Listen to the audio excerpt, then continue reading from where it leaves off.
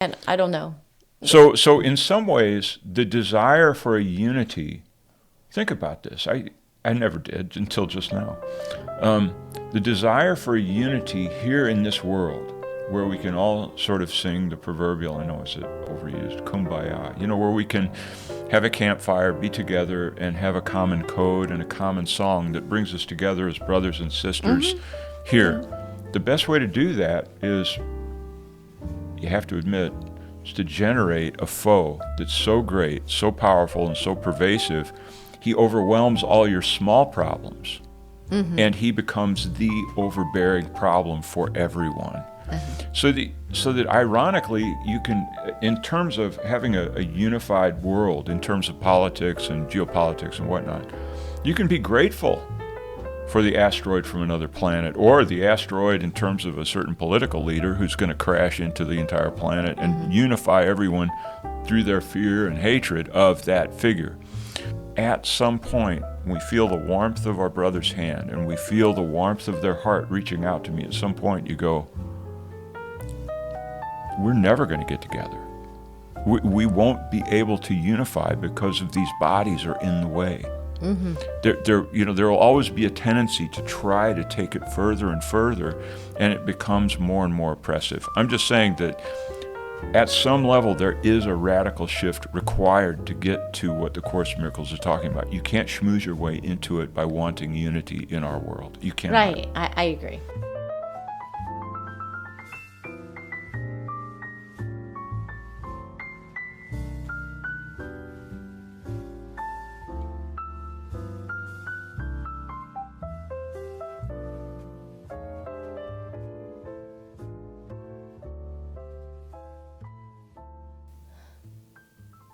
Today's reading is from chapter 27, and it is the healing of the dream, and a reading from section 7, the dreamer of the dream. Suffering is an emphasis upon that which the world has done to injure you. Here is the world's demented version of salvation clearly shown. Like to a dream of punishment, in which the dreamer is unconscious of what brought on the attack against himself, he sees himself attacked unjustly and by something not himself. He is the victim of this something else, a thing outside himself, for which he has no reason to be held responsible. He must be innocent because he knows not what he does, but what is done to him. Yet is his own attack upon himself apparent still, for it is he who bears the suffering, and he cannot escape because its source is seen outside himself. Business as usual. I mean, that's what it is, business as usual. In other words, a larger, stronger force can manipulate me, move me, overpower me, and that's clear. We have governments that overpower people, do Right. things Mm-hmm. to us, to that. In fact, I can even be affected by watching a strong man take over another person. I mean, that action, even though I'm not directly affected, Mm-hmm. I feel moved to, I'm threatened by what I'm seeing, even though I'm not even in the action, so to speak. Right, because we are predominantly, our thought systems are around protection of the mind and the body that the ego, inhabits. And so, Well, let's try to be as clear as possible. I know that Course in Miracles speak is what's usual, to say that about what the ego does or the mind does or anything. It's describing here, again, as I always lead these things off with, exactly what we do on a daily, momentary basis. yes, This is, you say it like it's a bad thing. This is the world we live in. It's the world we orient ourselves towards. So the Course is only telling me my exact role in the dream. It's not telling me something bad that's going on or anything. It's just, this is the way it works. yeah, this is the way We- this is the way we normally function. Yeah, it's the world I live in terms of, you're there, we're talking with each other. Let's say a flare-up by me or a flare-up by you or a microphone going out or a chandelier falling or whatever will create havoc. Right. Right? Right. Yes. So, Because the body is threatened. and to pretend that it And- won't create havoc is Right. lunacy. Right. So, The- take it from there. Well, the Course has repeatedly said in different parts that you cannot remove yourself from the sense that you are a body. That's not the point.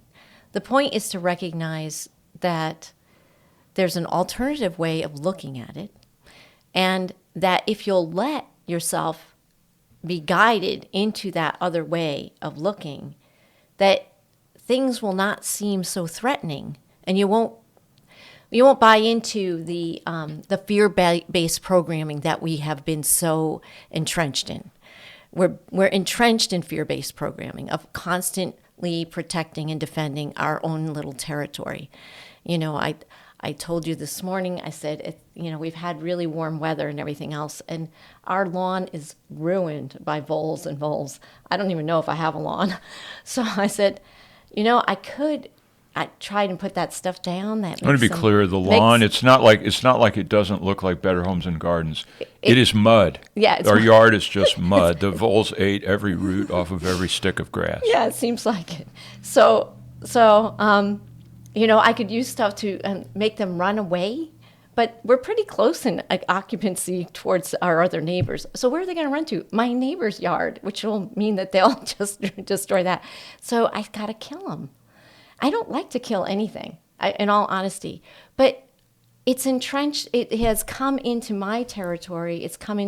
So now I'm in a battle with just pestilence. Our whole way of looking at the world is always in this way. There's something outside me that has now threatened my way of life or my way of thinking about how life should be. The voles are definitely outside of you. Yeah, well, they're outside. No doubt. Yeah.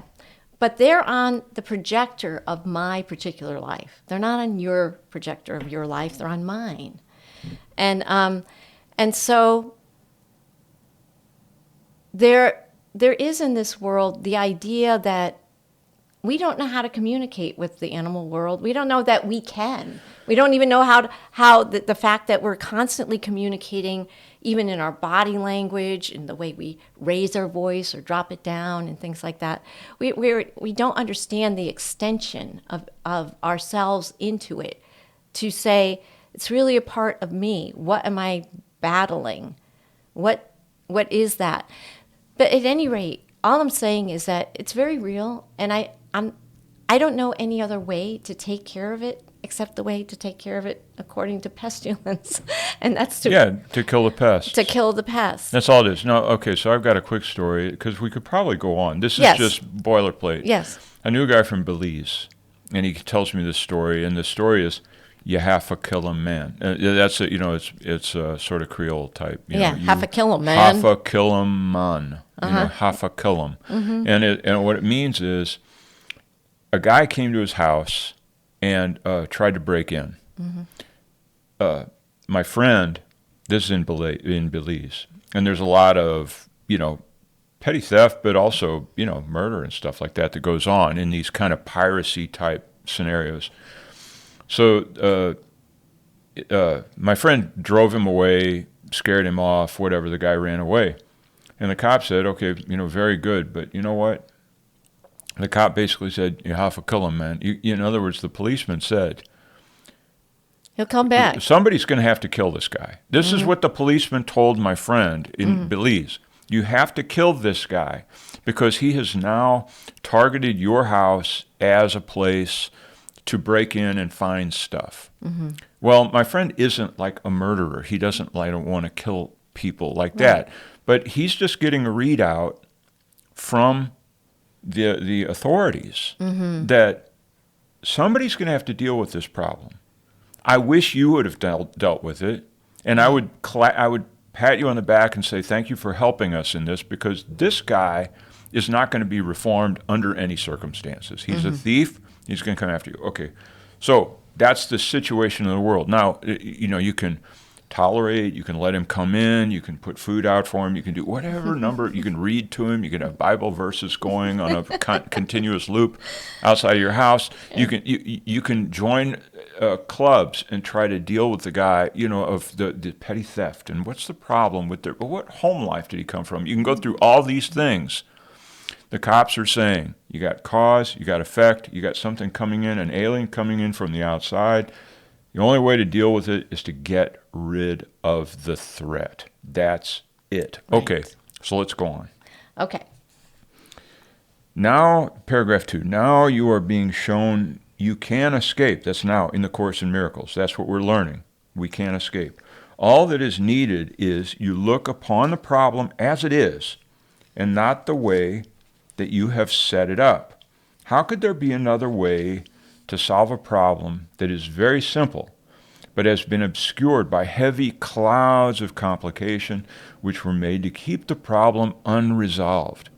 Without the clouds, the problem will emerge in all its primitive simplicity. The choice will not be difficult because the problem is absurd when clearly seen. No one has difficulty making up his mind to let a simple problem be resolved if it is seen as hurting him, and also very easily removed. Need I say that paragraph 2 is saying, we set it up the way it is, and we're saying this Course in Miracles is the other way of looking at it, that's far simpler, far more direct, Right. and very obvious. So what would you say about that? Well, I would say that most of us don't realize that problems are basically all the same. There's only one problem. There's really going to be only one problem, and that's the belief that I am separate from everything that I see and everything that I hear and everything that happens to me. So it will go into that, but until I understand how that affects what comes into my world to be resolved, it will constantly give me the next problem, and then I will proceed in the ways that I do to poison the rats or poison the voles, and that means that I have not learned this yet. That's what it means. That means that I have not learned it, for it's there for me to be challenged in my belief system at this point because I'm practicing the Course in Miracles, and so And the thing of it is that part of me wants to blame it on his son, in all honesty. I worship death. It's like, well, thanks for killing my lawn. Because he walked all over. He walked everywhere. And it's like, well, thanks for killing my lawn. So now I have two things to forgive. The fact that, Mr. Dr. Death decided to bring death to my flowers and to my plants and he really did in some places, it seemed like. And it's not the voles' fault. And no, it's not the voles' fault. The voles are innocent bystanders victimized by my son's black magic. They just came at the calling of Dr. Death. At any rate, you understand? It gets better and better, doesn't it? I make up stories in my mind about what is attacking me and my world. And so the Course is saying, yeah, yada, yada, yada. Now, will you listen to what I have to say about why it keeps showing up? Because so long as I believe in attack and defend, so long as I believe that that is the method in which I need to exist in this world, then the world will present to me attack and defend. And it's getting really hairy out there, isn't it, if you look on the news? So we know it's up. So that's what I have to say about it, and I think we can probably go on. Well, what you would like to say. Lest we let our minds rest on the idea that the Course in Miracles somehow, even though it's in there somewhere, even though it says it's not, that if I do the Course correctly, if I understand my role in this cause and effect phenomenon, then the physical world around me will change for the better. That the voles will leave your grass alone. What happens My son is will quit cursing you're at peace regardless of what happens. That's what happens. What happens is it does not, And the But funny, why are you at peace? Why on earth could you possibly be at peace on a mud hole when you really like Better Homes and Gardens? How could you be at peace knowing that black magic has stimulated the voles to kill your yard? How could you be at peace with these horrible situations? well, the thing of it is that, in all honesty, I mean, I have gotten upset about various things because I'm a gardener and everything else, about the bugs, about the heat, about why, we don't either get enough rain or we have too much heat or whatever it is, while I'm trying to get some produce out of my garden. But the thing of it is that it's all, oh, I forgot where I was going to go with this. It's all there to remind me of how I am thinking about my world. And it doesn't mean that it will go away. It means that when it happens, I don't get either happy or sad about it. It's not like I get all upset. I'm not upset, actually. I look out there and I go, well, It's mud. it's mud. Maybe this will work. Maybe it won't. There's so many things about it. I don't have a sprinkler system. I don't have any. So even if I get rid of the voles, it could be a couple of years before I see any grass because. So we're not talking Yeah, about I mean- doing A Course in Miracles to get the voles or my son's black magic or no. or your. We're not trying to get anything to change. We're not even trying to make you happy with a mud flat for a yard. We're not trying to accomplish peace of mind as you watch rodents chewing off stalks or as people throwing spells on your rodents. We're not solving it at that level. This is the difficulty, okay? We're not trying to fix the yard at that level. We're not trying to fix any of those things at that level. And at the same time, we're not trying to achieve peace by accepting whatever the hell happens. We're not trying to achieve peace. Right. It's something else, okay? Yeah, it's subtle. And it's subtle because you're not getting upset about it. I'm not upset about it. I just look at it and go, wow, look what happened. I mean, I'm not truly upset. Now, maybe as, I have to go into planting and, it's not spring yet and everything else, I will get upset. We haven't gotten there yet. But right now, I just look at it and go, looks like that's what's happened. And I think that when you practice the Course, it's not like things suddenly become all rosy and I get what I want. Getting what I want is an ego game. That's not the way it works. The way it works is that I find joy in my life no matter what, no matter how it's going. I find that there's an essence that I'm being carried through it in a great way. I'm going to do the next paragraph, but Okay. I also want to say, it's not that you have joy. There's somewhere that I am joy. Yes. I am joy. Okay. Right. So paragraph 3. Oh, I'm on paragraph. Yeah. Okay. The reasoning by which the world is made, on which it rests, by which it is maintained, is simply this.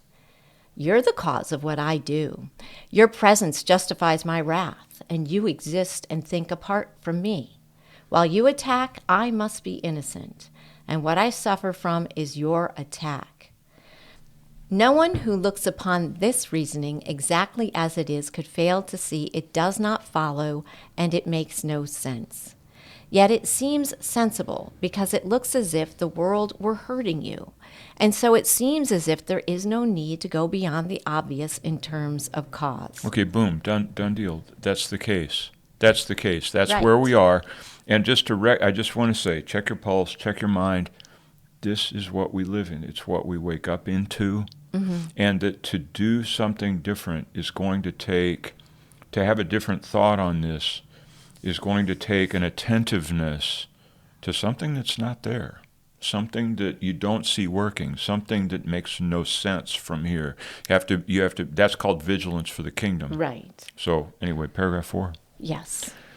There is indeed a need.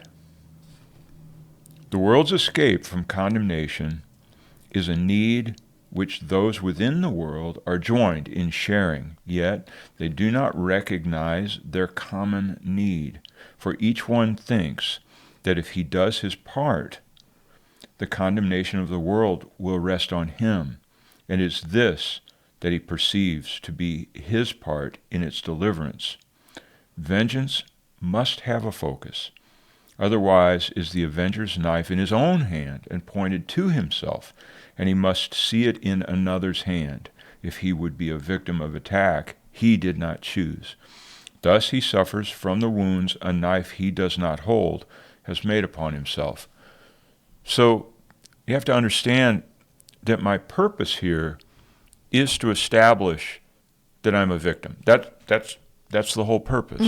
And then Not my fault. and it gets into the whole question of guilt at another level. I just want to drag the word in, and I don't want to answer how guilt plays in this. But the whole purpose of this place is for me to be innocent. I long for that innocence. I want to return to that innocence. And the way it was solved here was for me to have people that are messing me up, right? In other words, I would have been great, if somebody would have just left me alone. I'm innocent. I'm good. I don't do anything wrong. I'm pure. Niranjana, as they say in stainless. Oh, okay. Stainless, Niranjana. So it says there is indeed a need, and so it seems as there's a need to go beyond the obvious. Seems like in terms of the cause, there seems to be a need because the first of all, it seems as though everyone seems to be playing this game, and as we've said, it's all projecting and reflecting here. So it's going to reflect my thought system, which happens to be everybody's thought system, until we move away from that particular thing. The world's escape from condemnation is a need which those within the world are joined in sharing. Yeah, we don't want a world of condemnation. We don't want a world where everything gets judged and I'm judged and there's blame going on constantly and everything else. Yet, they do not recognize their common need. Let's stop it right there. You and I and the people watching, it's saying that we don't recognize that we all have a common need. Right now. It takes, for you it takes the form of, let's say, for you voles, for me dentists, for someone else something else. But there's a need to escape from something that seems to be chasing me in a nefarious way. You have to kill him, or escape from him. You got to do something. But you guys watching, you share this. We're together on this. We're together in our isolation. We're together in our isolation, thinking that our we're thoughts. We in think the way that we think. We're together in the fact that we're isolated, alone, and lonely in our desire to escape from that reason. And the reason that we're lonely and isolated in that is because your problem's totally different than mine. You've got legal issues, you've got health issues, you don't have vole issues. And, so she's got voles, I got lawyers, they're totally different. And so that technique of differences makes it so that we can ignore the fact that as a phenomenon, we have a common all need. of us 24/7 want to escape from this thing, right? Yeah. Now, what's interesting about it is, take it one thought further. How can you get unity here? How can you get unity here in this world, in 3D? How can you get what we call unity? Well, it doesn't happen in Common enemy. Yeah. Well. Common enemy. Well, if you have a big enough of a threat, it's going to pull us all together, shuddering in our boots. And that's in the course. Wasn't that Reagan who said something about this? Yeah, we need an alien attack. Send in the aliens. Need an alien attack. And I don't know. So in some ways, the desire for a unity, think about this. I never did until just now. The desire for a unity here in this world, where we can all sort of sing the proverbial, I know it's overused, kumbaya, where we can have a campfire, be together, and have a common code and a common song that brings us together as brothers and sisters here. The best way to do that is, you have to admit, is to generate a foe that's so great, so powerful, and so pervasive, he overwhelms all your small problems, and he becomes the overbearing problem for everyone. So that ironically, you can, in terms of having a unified world, in terms of politics and geopolitics and whatnot, You can be grateful for the asteroid from another planet, or the asteroid in terms of a certain political leader who's going to crash into the entire planet and unify everyone through their fear and hatred of that figure. So what I'm saying is the desire to create unity here. But as soon as you get rid of that one enemy, there will be others. Right, I know, but you can see that. I mean, in that scenario, doesn't it seem logical that my desire here to, oh man, if everybody would just join Sierra Club, if everybody would just join Campaign for Tibet, if everybody would just get together and join Pax Christi, for a peace movement, if we would just get together, if we would all just be, I don't know what, join DSA, whatever, fill in the blanks, whatever that thing is. If we would all just, man, come together, we're just people. Do you realize that longing, that desire may have a tendency to generate a collective thread? Well, it might, or it might go the other way, which means that... Which would be what?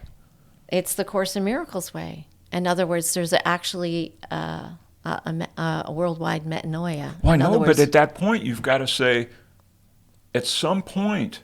Says it only takes one savior. We're going back to this thing. This only takes a second. But no, not a second. One savior. If one of something, it always takes a fraction of something that I'm presenting. So, but what I'm saying is that even if we all say, let's join hands, let's link hands, let's have a common goal and all this kind of thing, at some point, we feel the warmth of our brother's hand and we feel the warmth of their heart reaching out to me. At some point, you go, we're never going to get together. We won't be able to unify because of these bodies are in the way. There will always be a tendency to try to take it further and further, and it becomes more and more oppressive. I'm just saying that at some level there is a radical shift required to get to what the Course in Miracles is talking about. You can't schmooze your way into it by wanting unity in our world. You cannot. Right. I agree. Yeah. Okay.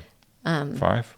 Yeah, and I mean, just to, the emphasis there was also that, and he perceives, and it was for each one thinks that if he does his part, the condemnation of the world will rest on him. And it is this that he perceives to be his part in deliverance. And vengeance must have a focus. So, unpack that thing. We spent a long time with it. I think that's a confusing phrase. For each one thinks that if he does his part, the condemnation of the world will rest on him. Now, I take condemnation and judgments upon the world as the same. Now, right now, we all have our various little corners of which we're picking on as far as where the political stage is going and everything else, and condemning what is probably happening. And now it's up to me. It's up to me. My judgment, my way of dealing with this is going to be what's going to save this world. And it is this that he perceives to be his part in the deliverance. Vengeance must have a focus. Okay, everyone pick a corner, because I can tell that, somebody's going to say, it's him, it's them, it's this, it's that right now. That's the problem. And so it has a focus. There's plenty of protests out there to say there's a focus. Otherwise, you'd see that it is the avenger's knife in his own hand and pointed at himself. Because our hatred, I'm not the victim.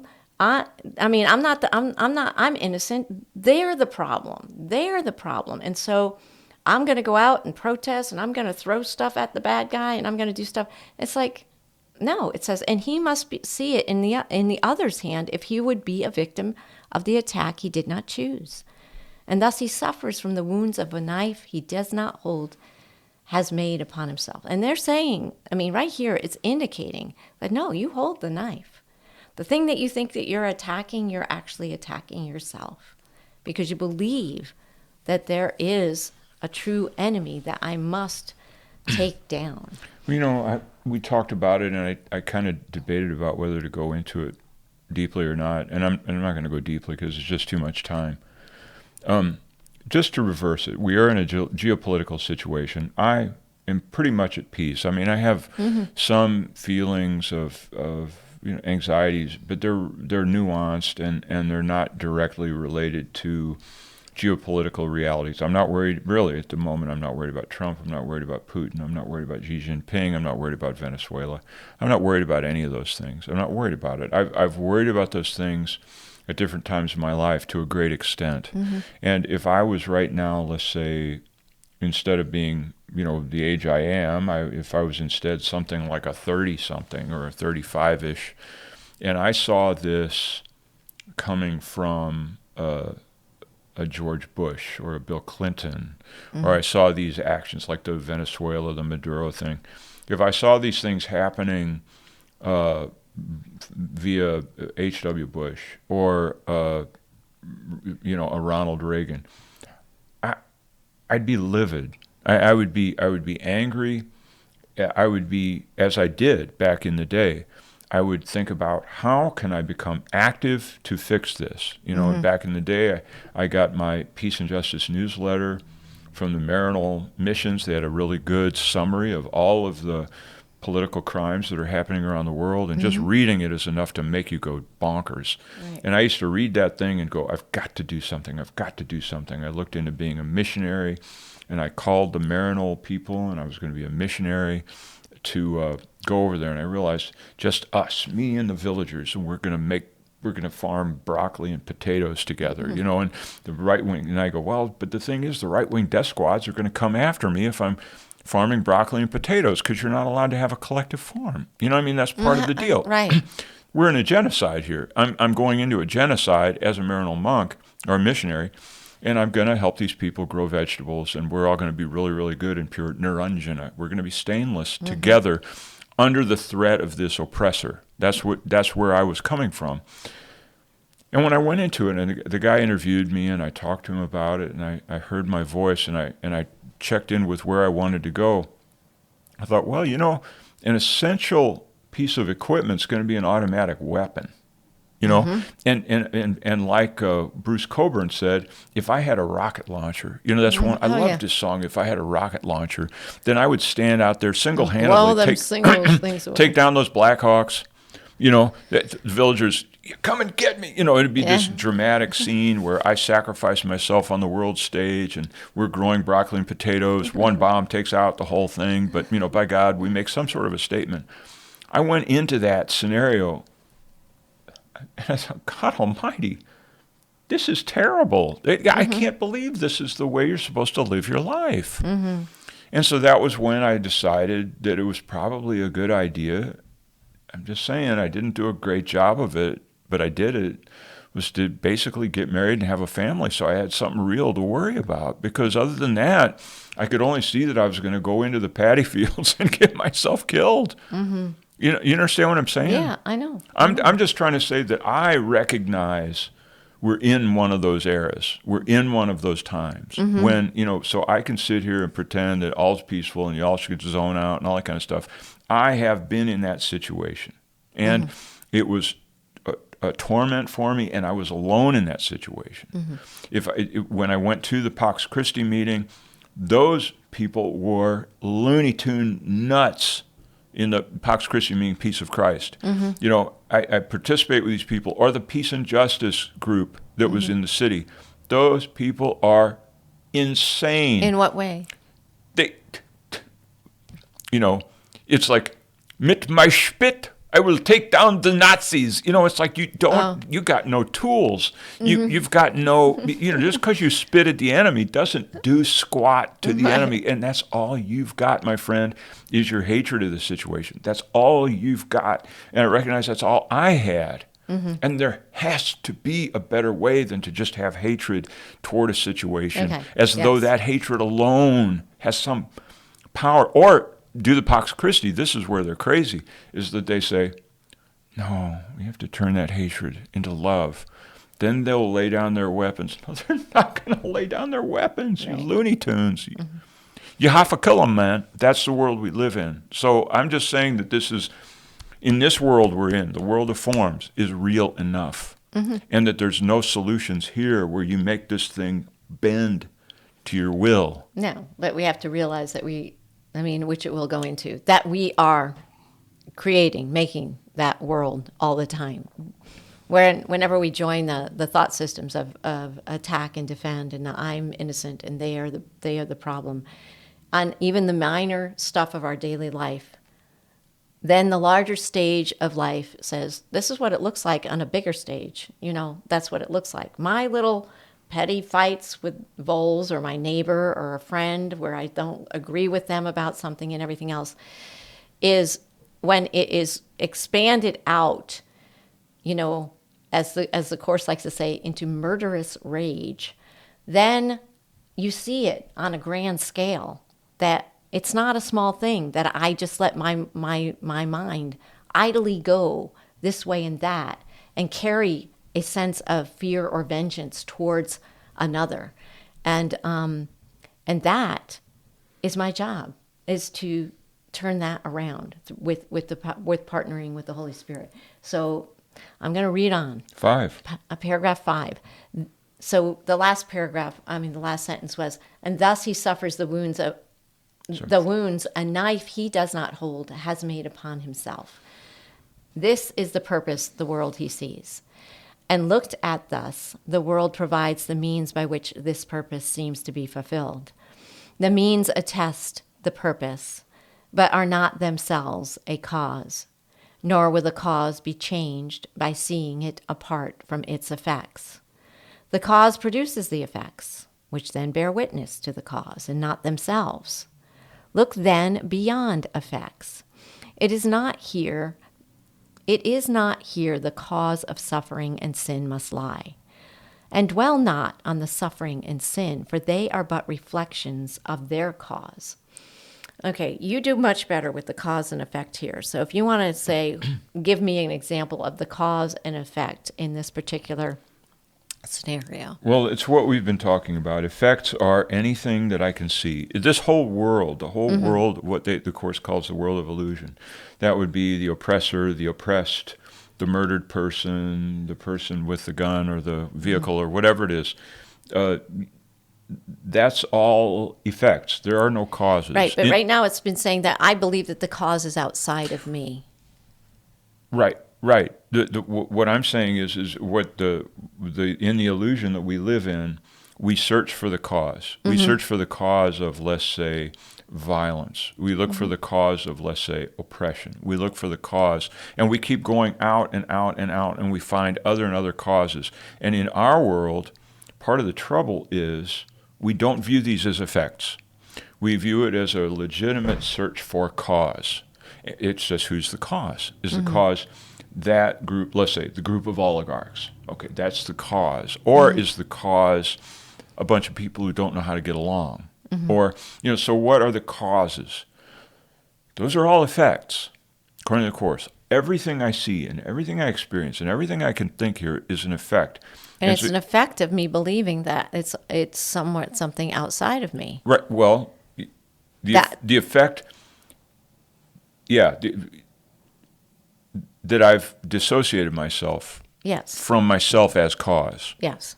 Okay. Yeah, I'm the real cause. Yeah. So that's where it says, and dwell not on the suffering and the sin. Don't look at the circumstances that you see that you would create anxiety, for they are only reflections of their cause. And the Course is saying, when it says cause, obviously it's what you just said. It isn't. There is, in other words, put it bluntly, and I'll go on to paragraph 6. There is no cause in this world that we see. There's not a single cause here of anything. Right. It's all effects. The whole thing is one big effect. So that any decision to bring peace, consolation, healing, in terms of the dream, you're working with sand on the beach. You're trying to mold sand into towers. You're working with shadows, trying to shovel a shadow into another shadow. You're working with an illusory material that will never, ever do what you think it should do, because the nature of it is to stay keeping you in a sense of being a victim and therefore pure, so that you cannot be solved. It can't, because there are no causes here. Okay, paragraph 6. The part you play in salvaging the world from condemnation is your own escape. Forget not that the witness to the world of evil cannot speak except for what he has seen a need for evil in the world. And this is where your guilt was first beheld. In separation from your brother was the first attack upon yourself begun, and it is this the world bears witness to. Seek not another cause, nor look among the mighty legions of its witnesses for its undoing. They support its claim on your allegiance. What conceals the truth is not where you should look to find the truth. So the world of illusions is a concealment. And there's not, when I say world of illusions, I mean every single thing you see, think, or do. I don't care if it has to do with, let's say, a mother's love for her baby, or, newborn puppies and the way children love them, or, the Spanish Inquisition and the torture chambers they devised. All those are effects. There's not a cause in there, and you can't find any cause in there. It's hopeless to try to sweep together more puppies and loving mothers as opposed to torture chambers and that kind of thing. So the Course is saying, everywhere you look here, you're going to eventually find a witness that something is outside of you trying to victimize you. That's all you're going to find. But it started to say that the part you play in salvaging is your own deliverance. Yeah. The part you play in salvaging the world from condemnation is your own escape from this cycle that we're talking about. Forget not that the witness to the world of evil cannot speak except for what has seen a need for evil in the world. Well, what does that look like? Your own escape. Does that mean that you go to Fiji? Does that mean that you surround yourself with good books? I don't go. Good thoughts, good music, good people. Is that how you escape? No. Okay, how do you escape?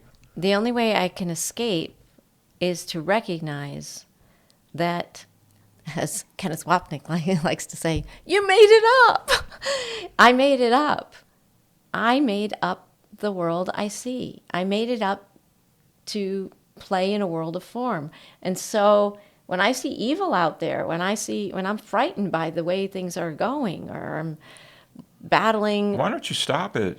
Termites in my house. You're creating a hellhole. Why don't you stop it? I didn't know I was doing it. But now you do. So you're not innocent anymore. Now you can take action to deliver us all from this dream. I'm just a figure in your imagination. Why don't you wake up and get me off the hook? Why don't you? Because the world seems very real. That's just the way it is. Our senses deliver us something with sight and sound and touch and smell, and as all of it says that I am real as a body. It says I am real, you're real as a body. But you notice how it says here. Yes. This is one of those nuances. The part you play in salvaging the world from condemnation is your own escape. Okay, let's simplify that statement. The part you play is your own escape. It didn't say that it's up to you to escape. Okay? It just said that your escape is your part. Yes. It didn't. In other words, it did not the part you play. It didn't give you agency. It didn't say you're it. And that's my problem with Kenneth Wapnick saying you did it. Yeah, you made it up. I'm afraid that the way I've come to understand A Course in Miracles is the one that's talking to you, the one that's talking to you, the one that's interested in a podcast and everything else, the one that worries about this or that vol problem or whatever it is I got. I am as much an illusion or a shadow as the things coming at me. We are all, and that's what's said at the very beginning, we are together in our desire to escape condemnation. And yet right here, right now, is the truth. The light is everywhere. The love is everywhere. It does not go away. So that's where the perceptual shift has to happen. Okay, but let's follow that. I don't mean to get off course, but yes. In the same way that you have figures moving on a movie screen, and there's not a thing in the world that can get that guy together with that girl on that movie screen if it's not in the film container. Right. In other words, there's nothing you can do about it. There's nothing you can do about the forms you see on the screen. Right. Except understand they are unified on being on a screen. So you shift. I know it's a overused thing, but this is more in tune with understanding we are projected on something. and we find the beauty and the wonder and the responsibility. My escape is of the awareness that I am being projected on something. I'm as much an illusion. You can never, ever make peace with voles eating the roots off of your grass in the yard. You will never be at peace. Never. You will never look at a mud hole and say, this is great. Right. I'm at peace.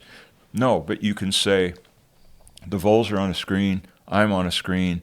What happens here? Ask for the Holy Spirit as, the one who can tell you. The Holy Spirit is the one in this that can say, you are that projected image on a screen. You yourself have no real substance to solve or to change anything. And so you realize I'm a part of an illusion. In other words, I as an illusory figure on a screen, I am a victim of whatever the voles are going to do to me. I'm a victim of whatever that geopolitical situation is. The victim. That's the way this is set up. But recognizing that the screen is the unifying factor that I refuse to look at, because you share that screen, I share that screen, you screen, I screen, we all screen. That's right. For the cosmic screen. Right. Right. So that now that I don't have the ability to do that, it's like the Flatland story.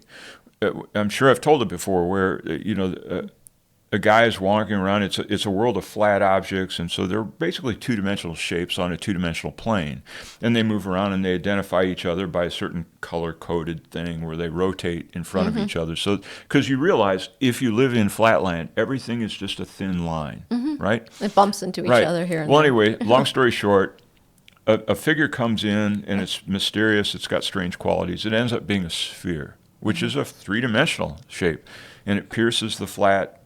And it appears as a point and then expands and then contracts. Why? Because a sphere would do that if it went into a flat space. It would be a circle that goes from a point to a size and then reduces down again. That's its manifestation. Totally unlike anything else in Flatland. That thing picks up a square who was he worked in the ministry of squares, let's say, and he picks him up and he looks down and he sees the shapes moving together on this, and he sees them bumping into each other. This is a perspective the square has never, ever had. And anyway, it causes a perceptual shift in him. It causes a wild perceptual shift, and when he drops down back on the flat surface, he tries to explain to people about his vision, and they threw him in an insane asylum. I mean, that's how the story kind of ends. Okay. In other words, the perceptual shift has no place here. But my escape, in other words, my seeing the screen, as it says in other places in the Course, by me seeing the screen and becoming aware of the screen nature of all the potential anxieties in my life, by seeing that screen or becoming aware of it through the agency of only the Holy Spirit or Jesus, by seeing the screen, that's a lily. It talks about the gift of lilies. That's the lily that I place on the altar of the collective, for you and for you and for you and for everybody. And those collect. And the last thing I'm going to say about it is, and you say, well, that sounds like a bunch of mythology. As Joanna was saying this morning, just notice that in the collective dream, right now, it's gotten thinner.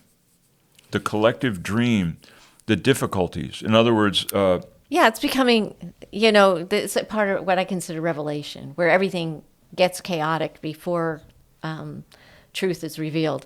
And so, but there was a time in the past when the things that are happening. Put it this way: not that long ago, if Donald Trump had done what he did in Venezuela, it would have been the grounds for World War III. Not very long ago, if Vladimir Putin had invaded Ukraine, it would have been grounds for World War III. Yeah. I mean, not long ago. Right. That's why it didn't happen for 14 years, because it would have resulted in World War III. Ladies and gentlemen, something has shifted. Yeah, something has shifted. Now, you could say, is it the gift of lilies? I choose to think it's the gift of lilies. Yeah. In other words, we are collectively in the illusion. The illusion is lightening, thinning. That's my own take on this. Yeah, I agree. The witnesses to sin all stand within one little space, and it is here you find the cause of your perspective on the world. Once you were unaware of what the cause of everything the world appeared to thrust upon you, uninvited and unasked, must really be. Of one thing you were sure. Of all the many causes you perceived as bringing pain and suffering to you, your guilt was not among them. Nor did you in any way request them for yourself. This is how all illusions came about. The one who makes them does not see himself as making them, and their reality does not depend on him. Whatever cause they have is something quite apart from him, and what he sees is separate from his mind. He cannot doubt his dream's reality because he does not see the part he plays in making them and making them seem real. So going back to the whole thing where I said, for me, I have an attack defend just in pestilence, rodent control outside my windows.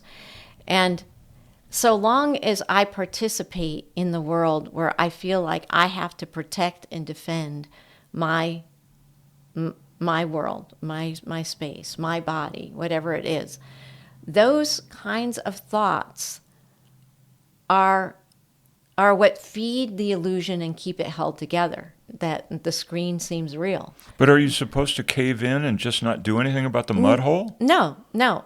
But I can see it that it's not an attack on me. I can decide. Okay, if it's not an attack on you by either my son's black magic putting the whammy on the voles or the voles putting the whammy on you by eating the roots off the grass, then what's going on? It's kind of like a nothing burger. You start to approach it as the screen of life is doing something, and I will approach it in the way that I think that I need to deal with it, but it's actually kind of a nothing burger. That's the only way I can say it. It doesn't have to have weight. It doesn't have to have gravitas in my life. It can just be, oh, look what's happening now. I think it has to be more in that vein. It doesn't mean that we don't do anything. It means that what is the best thing for me to do and not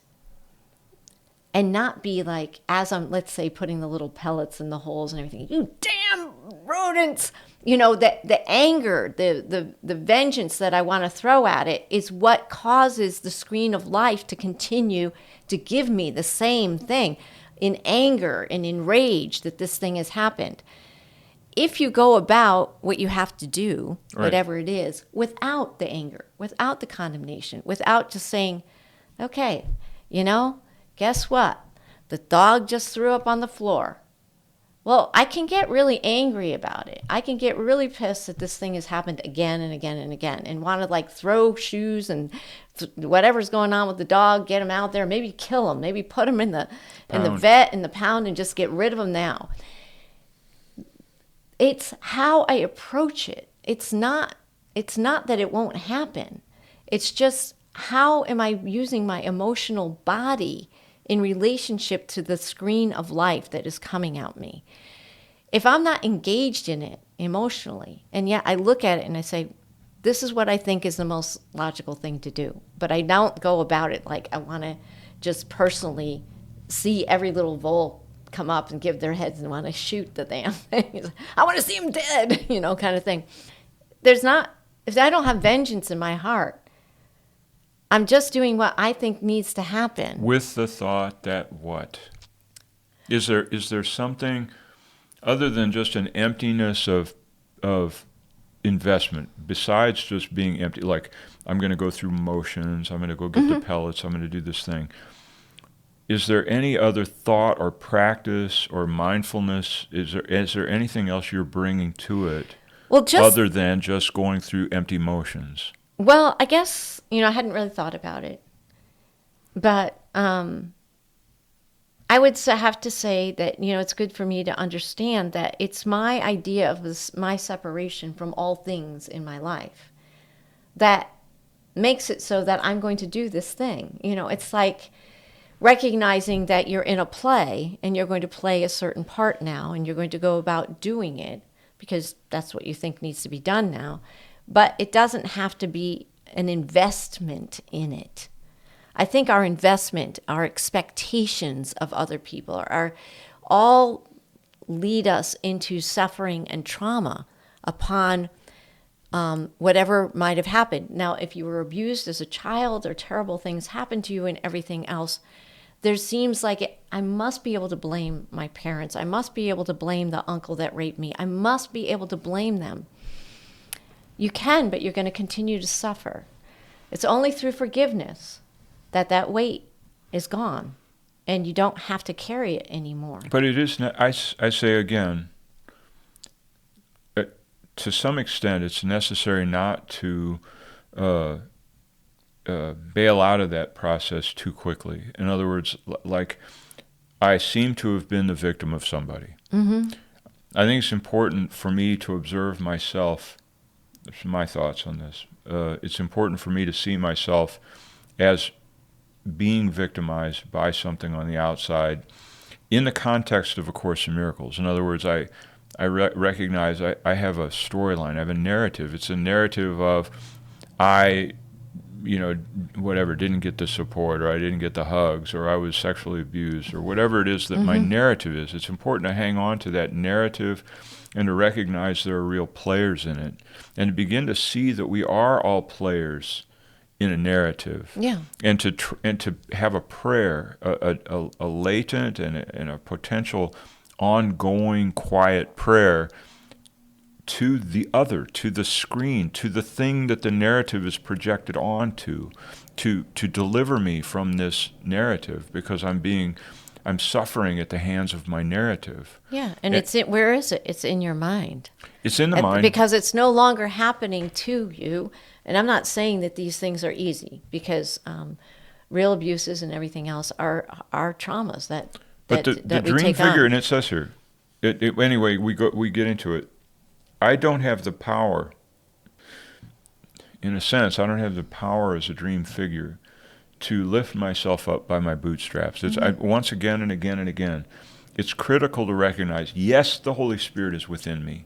Yes, Jesus is a symbol within me. Yes, all those the Holy Son of God himself and the infinite power of God resides in me somehow. But to recognize, as a dream figure, I have no access to those without going to an apparent happy dream, an apparent other. Right, and it doesn't, the Course doesn't just make the dream go away. It gives the fact that we will have the happy dream before the dream goes away. Because a lot of the dream is our life. Right. It's what we consider life. So paragraph 8. Yeah.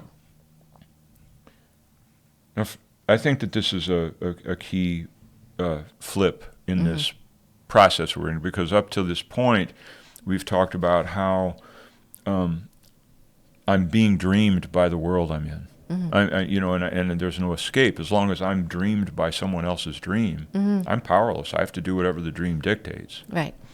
So paragraph 8, no one can waken from a dream the world is dreaming for him. He becomes a part of someone else's dream. He cannot choose to waken from a dream he did not make. Helpless he stands, a victim to a dream conceived and cherished by a separate mind. Careless indeed of him this mind must be, as thoughtless of his peace and happiness as is the weather or the time of day. It loves him not, but casts him as it will in any role that satisfies its dream. So little is his worth that he is but a dancing shadow, leaping up and down according to a senseless plot conceived within the idle dreaming of the world. And you can see how hopeless that is. It's a completely hopeless scenario where, you are completely a victim under that particular paragraph. A victim to a dream conceived and cherished by a separate mind. Someone else is dreaming it. And this is where I wrote a note to myself of that this pushback is implied in this. Pushback. In other words, it's true that the Holy Spirit has all agency. But this paragraph is saying, recognize your sufferings, your anxieties, your pains, your aches, your whatever. You're a victim, or me, I'm a victim of some other dreamer. You know, and I have to recognize that I have volunteered to participate in that victimhood, that agency that's out there somewhere that's dreaming me, and I can't reach into that dreamer over there and get it. So you have, I'm hearing in here a little bit, a remnant of a kind of the collective dream as well. You know, just in terms of what we experience here, of all being locked into a narrative, and we're locked in that historical, geopolitical narrative. As you know, I'm a certain race, I have certain conditioning from my childhood and whatnot. I have no control over these things. You know, I mean, I'm locked into someone else's dream. Right. I didn't elect to be here. Right. And that's what keeps us crazy. But there's a pushback there. You have to start to wake up as though you're in prison. Yeah. And you start to go, wait a second. You know, I'm in prison. How did I get here? And why am I here? It's Twilight Zone time, you know, where you just start to say, what's going on here? And as long as I think I'm in prison and somebody has to throw the key at me, I'll be in there forever. And interestingly enough, as soon as you say, what's going on here? Interestingly enough, that kind of question is one that the Holy Spirit will try to answer for you. And so depending on how much wrestling you are going on with saying, I don't see it. It really is happening outside myself. And you're just fighting with this thing of being, you know, a victim of the world around you. That wrestling and that moment where you say, well, what if I'm wrong? What is there really another way? Like, you just can't get it. Oftentimes that's the moment where the Holy Spirit reaches in and you get a different witness from the world that says, yeah, there is another way. And so hopefully we're going to move on and see what that is.